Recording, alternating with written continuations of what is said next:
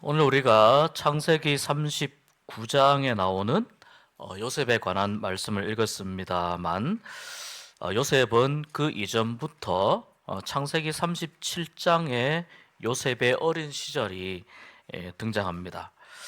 39장 이전에 요셉은 어떤 사람이었냐면 아버지의 사랑을 독차지하는 아들이었습니다. 이 집안에 아들이 좀 많았습니다. 아들 부자입니다. 아버지의 사랑을 독차지해서 요새 말로 하면은 뭐 엄친아 정도 되겠습니다. 야곱이 가장 사랑했던 여인인 라헬의 아들이었기 때문에, 그리고 이 라헬에게서는 아들이 두 명밖에 태어나지 않았습니다. 요셉과 베냐민, 이 두 명인데, 그래서 야곱이 그 라헬의 첫째 아들이기 때문에 더욱더 요셉을 많이 사랑했습니다. 그래서 요셉에게 특별히 다른 사람들은 안 입히는, 다른 아들들에게는 입히지 않는 그 채색 옷, 그러니까 옷에 물감을 들여서 아주 걸어 다니면, 그 옷을 입고 나가면은 사람들의 주목을 받을 수 있는 옷을 입혔습니다. 이때 당시에 이 채색 옷이라 함은 굉장히 그 귀한 신분이다, 또 뭐 좀 높은 사람, 또 귀족들, 이제 이런 부류에 해당하는 사람들이 이 채색 옷을 입기 때문에 야곱은 아들을 이제 그런 마음으로 대한 것입니다. 충분히 아버지 야곱의 마음이 이해가 됩니다. 요셉에게 형들이 10명이 있는데, 그런데 이제 이 요셉은 이 야곱에게 부인이 4명이 있다 보니까 요셉은 자기 어머니 말고 다른 어머니에게서 태어난 형들, 그 형들과는 사이가 그렇게 좋지 못했습니다. 그래서 요셉이 아버지에게 형들에 대해서 이런저런 이야기를 하면, 이 아버지는, 그 아버지 야곱은 요셉이 하는 이야기를 믿어주는 거예요. 그러다 보니까 요셉이 아버지가 자기를 사랑하는 그 사랑을 이용을 해서 형들이 자기에게 좀 기분 나쁘게 하거나 놀리거나 이러면 그걸 아버지에게 이야기하는 겁니다. 그러면 아버지는 그 말을 듣고 형들에게 뭐 화를 내거나 형들에게 벌을 주거나 이렇게 하는 겁니다. 일종의 이제 고자질을 계속하는 거죠. 이렇게 하다 보니까 좀 자연스럽게 이 형들과 요셉이 관계가 그렇게 좋지가 않았습니다. 사이가 좋지가 않았습니다. 거기에다가 요셉이 꿈을 꾸었는데, 꿈에 이런 겁니다. 곡식단을 이제 저마다 이렇게 하나씩 밭에서 곡식을 이렇게 잘라서 단을 묶었는데, 이 곡식단이 전부 다 일어섰는데 요셉이 그 묶은 곡식단에 다른 형들이 만들어 놓은 곡식단에 다 절을 하는 거예요. 꿈입니다. 근데 꿈이어도 형들이 기분이 나쁘죠. 기분이 좋을 리가 없습니다. 또 얼마 후에 또 꿈을 꾸는데, 이번에는 하늘에 있는 해와 달과 별들이 요셉에게 절을 하는 꿈을 꿨다. 이 꿈을 이제 아버지와 어머니와 형들 앞에서 자랑을 하는 겁니다. 그 형들이 요셉이 고깝게 보일 리가 없습니다. 뭐 우리야 그렇다 치고 해와 달은 아버지와 어머니를 상징하는 것인데, 그러면 이 아버지와 어머니도 너에게 그러면 절을 하는 것이냐? 이렇게 해서 요셉에게 더 미운 마음이 많이 가게 되었습니다. 형들이 요셉을 많이 미워하게 되었습니다. 요셉이 이제 이때부터 꿈쟁이라는 별명이 붙는 거예요. 꿈꾸는 사람. 이게 이제 사실 형들이 요셉을 부를 때는 그렇게 좋은 뉘앙스로 부른 것은 아닙니다. 야, 저기 요셉이 어디 있다가 막 오면은 형들이 자기들끼리 재미있게 놀다가, 야, 저기 꿈쟁이 온다, 꿈쟁이. 우리 조용하자. 뭐 이런 식으로 이제 형들과 요셉이 사이가 조금 좋지 않았습니다. 예전에 이렇게 아버지의 사랑을 혼자 독차지하고 자기가 마치 그 집에서 이제 주인공이나 된 것처럼 일컫는, 철없고 버릇없는 그 아들을 일컬어서 그 왕자병이 걸렸다, 이런 말을 한 적이 있습니다. 요셉이 약간 이런 그 분위기가 있었습니다. 그러니까 형들과는 자연스럽게 감정적으로 좀 거리가 있고, 그러다 보니 이런저러한 시시콜콜한 일들로 집안에서 이렇게 잔소리가, 또 크고 작은 그런 소리가 나게 되었습니다. 그런데 형들은 요셉을 나름대로 쟤를 어떻게 좀 버릇을 고쳐야 되는데, 저대로 놔두면 안 되는데, 이런 마음을 가지고 보는데, 요셉은 형들이 왜 자기를 미워하는지 이걸 이제 잘 몰랐다는 겁니다. 자, 이런 이유 때문에 이제 사건을 좀 건너뛰어서 결국 요셉이 형들에 의해서 노예로 팔려가게 됩니다. 고향을 떠나서, 아버지를 떠나서 먼 곳 이집트까지 요셉이 노예로 팔려가게 되고, 거기 노예 시장에서 보디발이라고 하는, 오늘 1절 말씀에 보디발이라고 하는 상당히 그 이집트 정부의 고위 관료입니다. 이 보디발이 요셉을 사서 집에 노예로 데리고 갑니다. 자, 오늘 말씀 1절에서 6절과 그 다음에 21절에서 23절을 보면 요셉의 신분이 어떻게 되는가 우리가 알 수 있습니다. 처음에는 아버지의 사랑을 독차지하던 엄친아였지만, 그러나 오늘 이 1절에 보니까 보디발이 요셉을 돈 주고 사서 집에 뭐 하러 데리고 갔을까요? 일 시키려고 데리고 간 겁니다. 그래서 엄친아의 그 신분에서 요셉의 신분이 노예로 뚝 떨어집니다. 그리고 20절, 21절 이렇게 쭉 읽어보면 그 노예의 신분만 있어도 요셉이 사실 굉장히 억울했을 텐데, 거기에서 다시 요셉의 신분이 죄수로 떨어지는 것을 볼 수 있습니다. 여러분 한번 생각해 보십시오. 노예와 죄수는 전형적으로 형통하지 못한 사람이라고 볼 수 있습니다. 아무리 노예에게, 아무리 죄수에게 형통하다라고 이야기하더라도 그 자리에 있는, 그 위치에 있는 사람이 기분이 좋을 리가 없습니다. 근데 성경에는 아주 재미있는 사실이 하나 있는데, 요셉이 형통한 사람이라고 성경이 기록하고 있는데, 요셉에게 있어서 그 형통함이 언제 언급되느냐면 요셉이 노예와 죄수였을 때 요셉의 형통함이 언급됩니다. 우리가 일반적으로 생각할 때 형통은 신분이 상승하거나 또 출세하거나 또 돈을 많이 벌거나 또 하는 일이 잘 되거나 또 많은 사람들에게 알려지거나 또 내가 인기가 많아지거나 영향력이 많아지거나 공부를 많이 해서 어떤 학위를 따거나, 우리가 일반적으로 이런 것들을 우리가 형통이라고 이해합니다. 사실 이런 부분들이 형통의 한 측면인 것은 맞습니다. 그런데 오늘 말씀에 보면 요셉의 그 37장에 나오는 요셉의 어린 시절, 그때에는 요셉에게 형통이라고 하는 말이 거기에는 나오지 않습니다. 그런데 노예와 죄수가 된 요셉에게서 형통하였더라, 형통하였더라, 이 말이 반복됩니다. 왜 성경은 요셉이 이런 상황에 있을 때 요셉이 형통하였다 이렇게 이야기를 하는 것일까요? 우리가 여기에 좀 질문을 가지고 성경을 읽어볼 필요가 있습니다. 그 이전에는 요셉은 형통하다는 말도 하지 않았지만 동시에 그 이전의 삶에서, 요셉의 삶에서는 여호와도 찾아볼 수 없어요. 형통함도 찾아볼 수 없지만 여호와도 찾아볼 수 없습니다. 그런데 이 여호와와 형통함이 요셉의 인생에서 언제부터 등장하느냐? 요셉이 노예의 삶을 살아갈 때부터 등장한다는 겁니다. 그러니까 이 성경에서, 성경적인 관점에서 보면 우리는 형통이 여호와와 관계가 있구나라는 것을 우리가 미루어 짐작해 볼 수 있습니다. 다시 말해서 이 말은 우리가 이 세상에서 형통이라고 생각되는 것들이 어쩌면 형통처럼 보이지만 사실은 형통이 아닌 무늬만 형통일 가능성이 있다는 것을 우리가 이 말씀을 조금 깊이 생각해 보면 이런 생각으로 우리가 나아갈 수가 있습니다. 그러면 질문을 합니다. 과연 참된 형통은 무엇인가?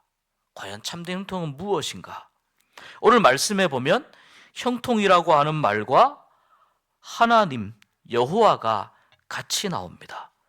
비록 노예와 죄수의 신분이지만 2절에 보니까 이런 말씀이 나오거든요. 여호와께서 요셉과 함께 하심으로. 이때는 요셉이 노예의 신분일 때죠. 자, 21절에 한번 보면 또 이렇게 말씀합니다. 성경이 여호와께서 요셉과 함께 하시고, 똑같은 표현입니다. 여호와께서 요셉과 함께 하심으로, 여호와께서 요셉과 함께 하시고. 성경은 이 말씀을 먼저 전제로, 조건으로 내걸면서 요셉의 형통을 이야기를 하고 있습니다. 그러니까 그리스도인들이 형통하기 위해서는 여호와께서 함께 하셔야 되는구나. 이것을 우리가 이제 이 말씀을 통해서 알게 됩니다. 그리고 여호와께서 왜 함께 하셔야 되느냐? 자, 그 뒤에 보니까 3절에 이렇게 말씀합니다.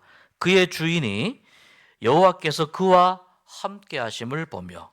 여기 3절에 나오는 그의 주인은 이 파라오의 정부의 고위 관료죠.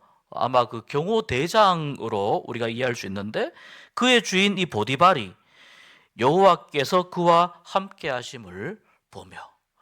자, 지금 요셉이 지금 팔려간 나라는 이집트라는 나라입니다. 여러분, 이 이집트는 파라오가 곧 신이고 하나님을 믿는 사람들, 또 하나님의 흔적을 찾아볼 수가 없는 나라입니다. 그러니까 당연히 보디발도 여호와가 누구인지, 하나님이 누구인지 잘 몰랐을 겁니다. 그런데 이 보디발이 노예로 사온 저 가나안 청년, 히브리 청년을 이렇게 집에 데려와서 일을 시키고 하는데 무언가 다른 거예요.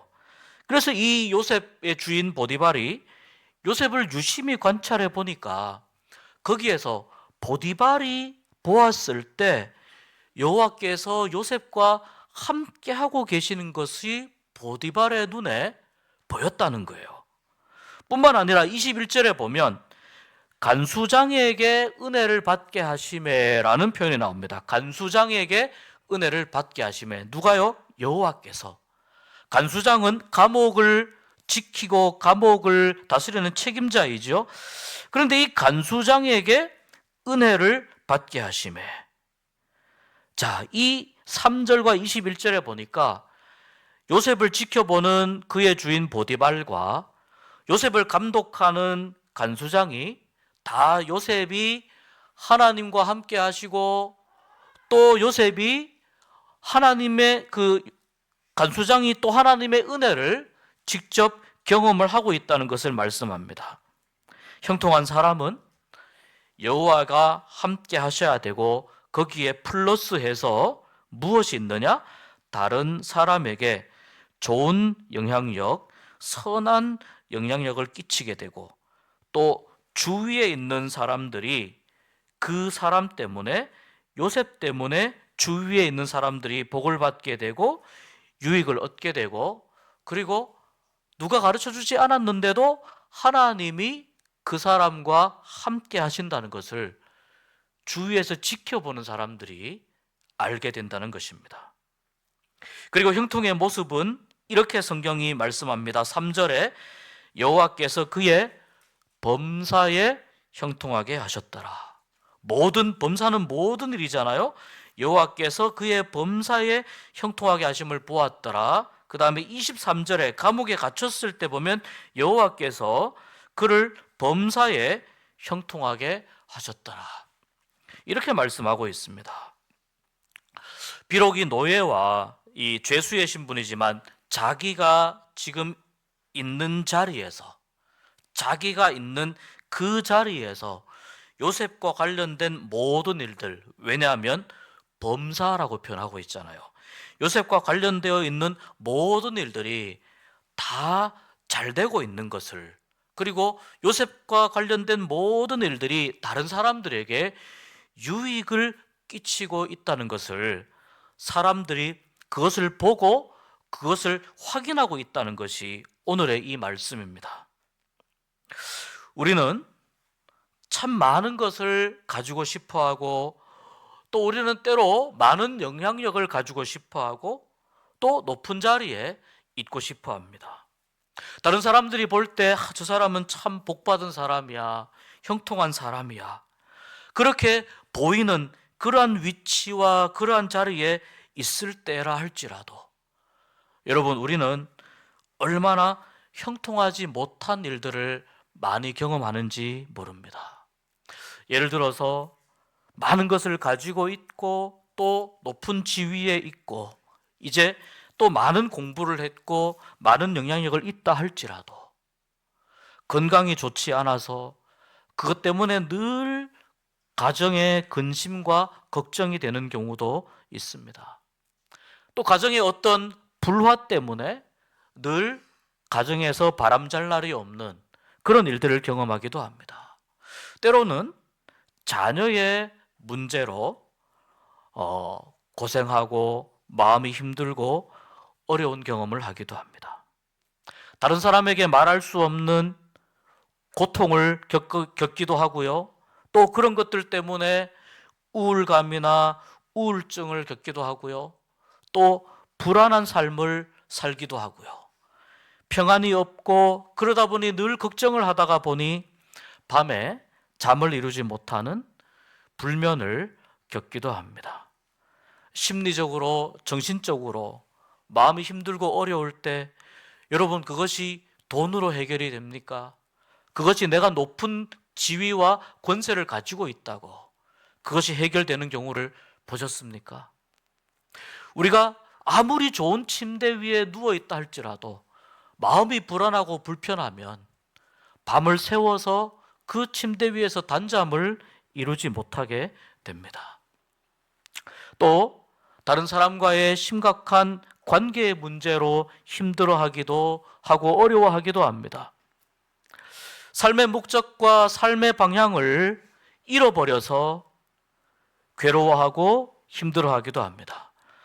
나는 잘 살아왔다고 생각했는데 돌이켜보니까 내 삶이 삐뚤삐뚤하고 내가 살아온 삶이 나만 생각하는, 나의 생각만 고집하는 그런 아집과 또 교만으로 가득 찬 것을 확인할 때, 지금까지 내가 무엇을 위해서 이렇게 악착같이 살았던가, 내가 무엇을 위해서 이렇게 열심히 살았던가, 그러한 후회와 씁쓸한 마음을 느끼게 되기도 합니다.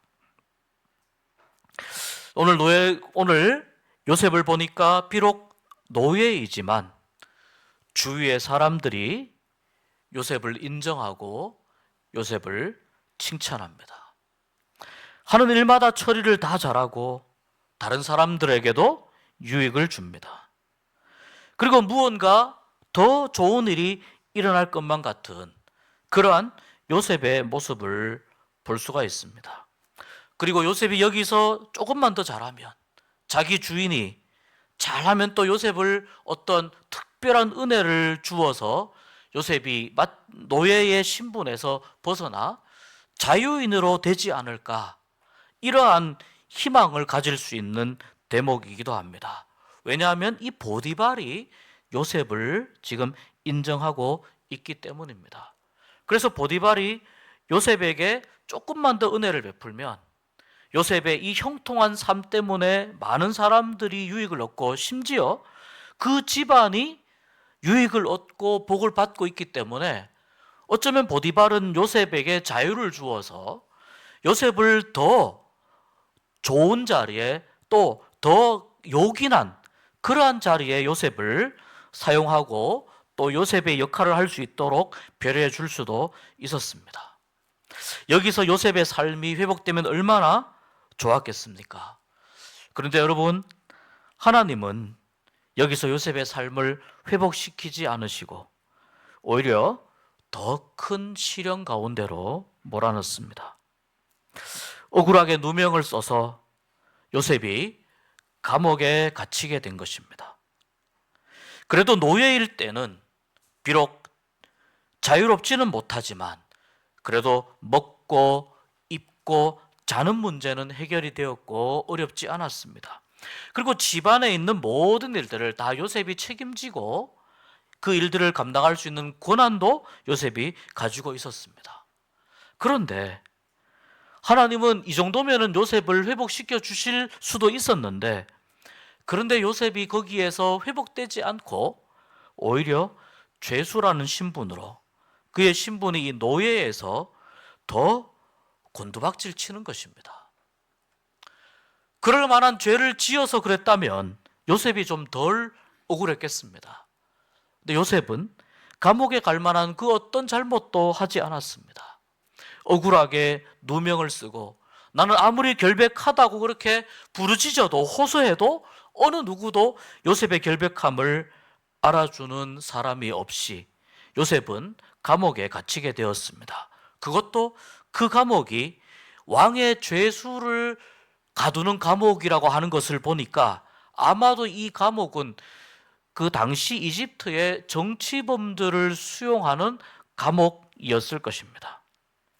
이 감옥에 갇혀서 요셉이 무슨 생각을 했을까요?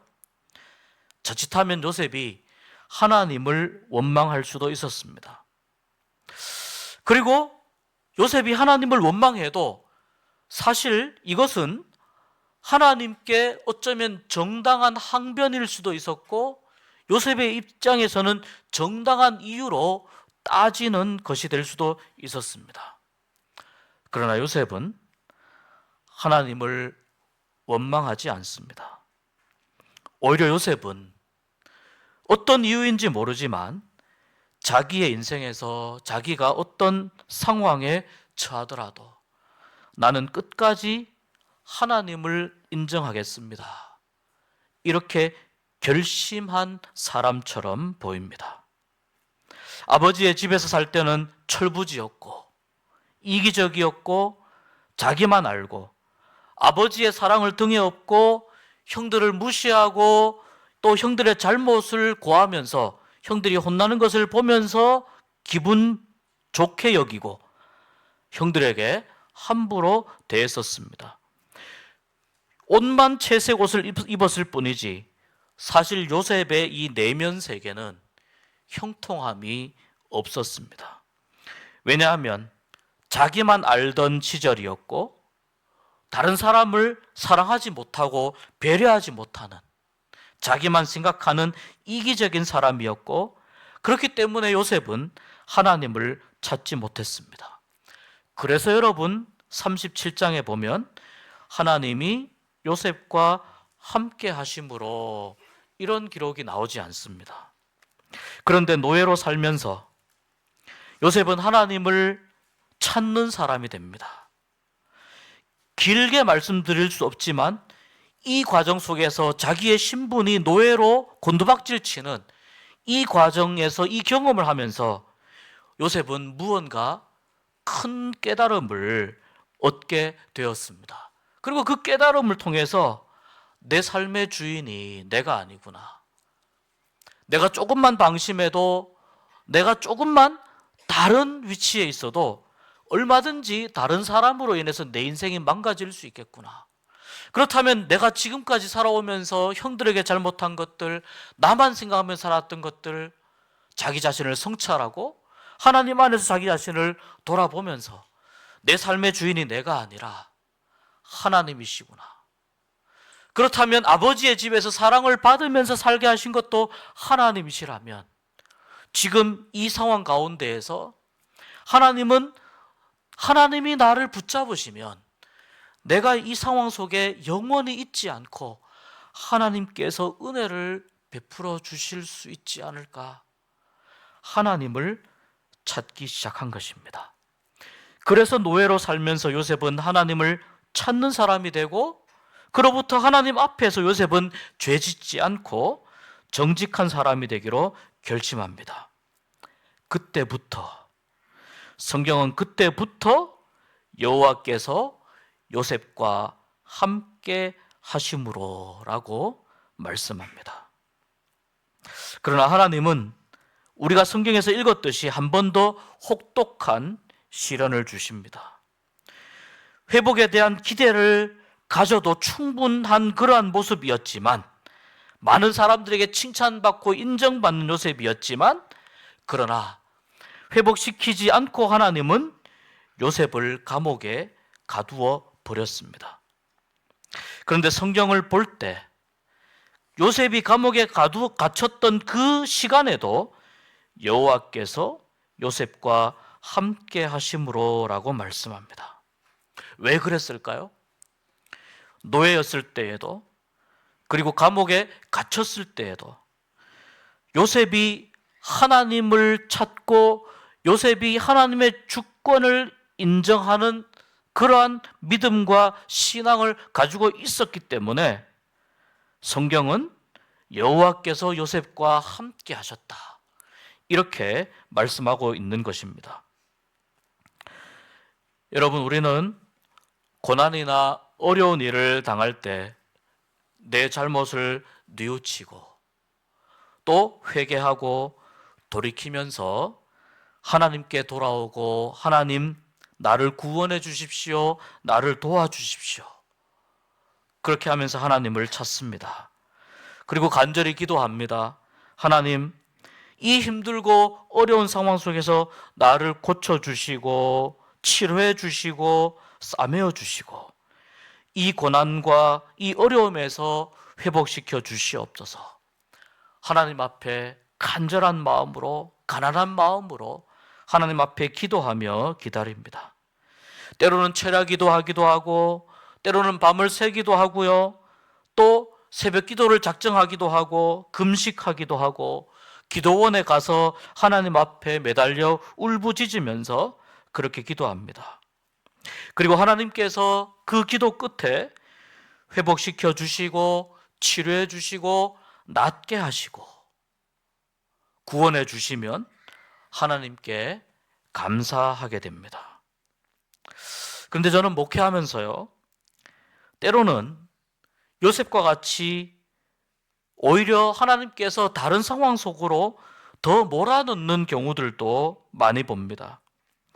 하나님이 그 고난과 어려움에서 회복시켜 주시고 건져 주시는 것이 아니고, 하나님이 더 큰 환난과 시련과 고통과 고난으로 밀어 넣으시는 겁니다.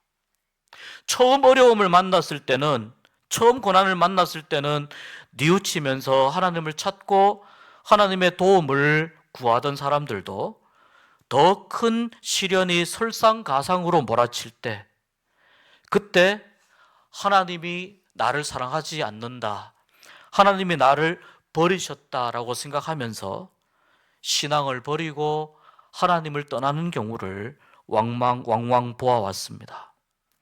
왜 내가 이렇게 회개하고 내가 이렇게 뉘우쳤는데도, 내가 이렇게 하나님께 매어 달렸는데도 왜 하나님은 나의 기도를 들어주시지 않고 나를 구원하시지 않고 왜 나를 더 고통 가운데로 몰아넣으시냐는 것입니다. 인간적으로 그 말에 너무나 공감이 되었기에 어떤 말로 위로를 하고 어떤 말로 하나님의 은혜와 회복을 이야기해야 될지 막막했던 적이 있었습니다. 요셉은 노예에서 죄수로 신분이 더 떨어지고 더 처참해졌습니다. 탈출구가 보이지 않습니다. 사람들의 눈에는 노예일 때 그래도 좀 봐줄만 했다면, 죄수가 된 다음에는 사람들의 시선이 바뀝니다. 요셉은 내가 죄를 지은 것도 아니고 내가 오히려 하나님 앞에 더 정직하려고 했는데 억울하게 누명을 써서 이런 상황에 처하게 된 것에 대해서 요셉도 매우 힘들고 어려웠을 겁니다. 그런데 여러분, 이 요셉의 위대한 믿음이 여기에서 확인이 됩니다. 그 억울한 감옥 생활 가운데에서 더 비참하고 더 처참한 상황 가운데 몰렸음에도 불구하고 요셉은 하나님을 떠나지 않고 하나님을 더 강하게 붙잡고 하나님께 더 매어 달린 것입니다. 그래서 감옥 안에서도 간수장과 그 감옥에 있는 그 많은 사람들이 하나님이 요셉과 함께 하시는 것을 보고 인정하게 되고, 그래서 심지어 성경은 간수장이 요셉 때문에 은혜를 입게 되었다라고 말씀합니다. 형통한 사람은 여러분 어떤 사람이겠습니까? 우리가 신앙을 가지고 있지 않다면, 우리가 하나님을 모른다면 우리는 더 화려한 옷을 입고 높은 자리에 있고 더 많은 것을 가지고 비싼 차를 타고 더 넓은 평수의 집에 살면서 그렇게 사는 것이 어쩌면 그것이 형통한 것이 아닌가 생각할 수도 있습니다. 그런데 여러분, 성경은 형통한 사람이란 어떤 상황 속에서도 하나님을 더 붙잡는 사람이다 라고 이 요셉의 인생을 통해서 우리에게 말씀합니다. 그 사람은요, 주변의 사람들이 그 사람 때문에 은혜와 복을 받게 됩니다. 그리고 주위의 사람들이 그 사람 때문에 은혜와 복을 받고 나서 주위에 있는 사람들이 당신은 하나님이 함께하는 사람입니다, 주위에서 인정해 주는 사람입니다. 그래서 6절과 23절에 요셉의 주인이었던 보디발과 감옥의 간수장이 모든 일을 다 요셉에게 맡겨버립니다. 일임해버립니다. 왜냐하면 요셉이 그 일을 하면 자기가 일한 것보다 주위 사람들이 더 많은 혜택을 누리니까, 그래서 더 좋은 결과가 나오니까 보디발도 간수장도 요셉에게 다 맡겨버립니다. 5절에 이렇게 말씀합니다. 여호와께서 요셉을 위하여 애굽 사람의 집에 복을 내리심으로, 여호와께서 그 애굽 사람 보디발, 이 보디발이 하나님을 알았는지 몰랐는지, 하나님을 믿게 되었는지 아닌지는 모르겠습니다. 보디발이 잘나고 보디발이 권세가 있고 또 보디발이 자기의 자리에서 성실하고 열심히 살았던 사람일 수 있습니다. 근데 하나님은 보디발에게 복을 내리시는데, 그 보디발의 집 전체에 복을 내리시는데 누구를 위하여 그렇게 하시느냐? 요셉을 위하여 그렇게 하셨다는 거예요. 이것이 여러분, 형통한 사람의 가장 중요한 모습입니다. 주변 사람들에게 하나님이 왜 은혜를 베푸시냐면 하나님을 찾는 그 형통한 사람을 위해서 그렇게 하신다는 거예요. 내가 형통한 사람이 되면 하나님께서 요셉을 위하여 주위의 사람들에게 복을 주신 것처럼 내가 하나님을 더 붙잡고 하나님을 간절히 찾음으로 인해서 내가 형통한 사람이 되면 하나님께서 나를 위하여 내 주위에 있는 사람들에게 복을 주시는 줄로 믿습니다. 여러분, 이것이 형통한 사람의 진짜 모습입니다. 시편 1편은 복 있는 사람으로 유명한 말씀입니다. 복 있는 사람은 악인의 꾀를 따르지 아니하고, 이렇게 쭉 나옵니다. 시편 1편 3절을 보니까요, 이렇게 되어 있습니다. 그는 시냇가에 심은 나무가 철을 따라 열매를 맺으며 그 잎사귀가 마르지 아니함 같으니 그가 하는 모든 일이 다 어떻게 되었다고요? 형통하리로다. 시편 1편에서 말하는 복 있는 사람은 따라서 어떤 사람입니까? 형통한 사람입니다. 이 시편 1편은 따라서 우리가 어떻게 하면 형통한 사람이 될 수 있는지 그 길을, 방법을 잘 말씀해 주고 있습니다. 우리가 예배 앞에 394장 찬송을 불렀습니다. 1절 가사가요. 이 세상의 친구들 나를 버려도. 2절 가사에 검은 구름 덮이고 광풍 일어도. 3절에 보니까 이렇게 말씀해요. 괴로운 일 당해도 낙심 말아라. 영원하신 주 능력 나를 붙드네.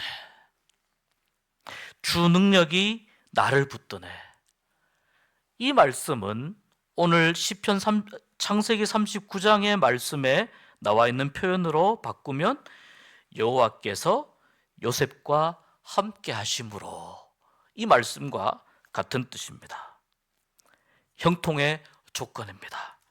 여호와께서 요셉과 함께 하심으로. 나무는 물 가까이 있어야 하고 사람은 여호와께 가까이 다가가야 됩니다.